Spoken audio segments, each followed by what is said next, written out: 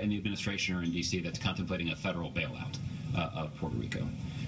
But we do remain committed to working with Puerto Rico and their leaders as they address the serious financial challenges that are currently plaguing the Commonwealth of Puerto Rico. And Julie, that's serious as well.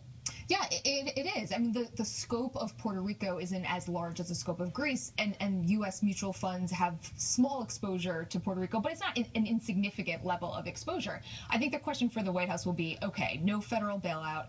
What are you going to do then? There is deep ties between the U.S. and Puerto Rico, and so many Puerto Ricans who live in the United States, in the mainland of the United States, so there is going to have to be some administrative action here. Steve? Well, look, that's right. I mean, people act like nobody saw this Puerto Rico thing coming. I mean, we've been discussing this for years. We've known this was coming. It's the same is true in Illinois. The same is true in Chicago itself.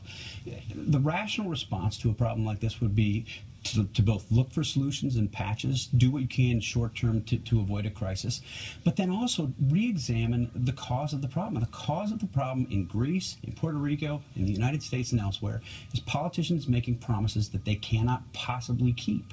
The math doesn't work.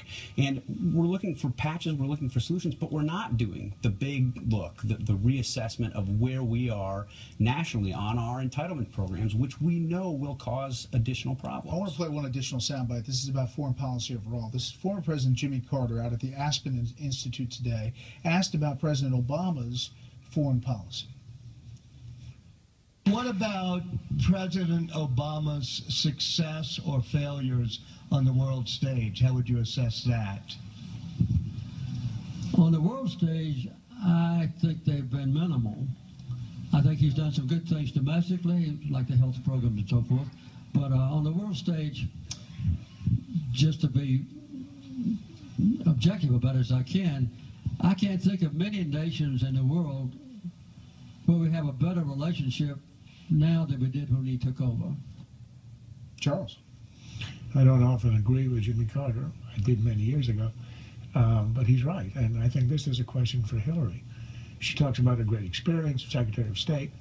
Just ask her, name me one achievement, not three, one achievement of your tenure. There is no answer. All she has are disasters on her hand. And I think that's a hidden weakness which the Democrats are not going to expose in the primaries.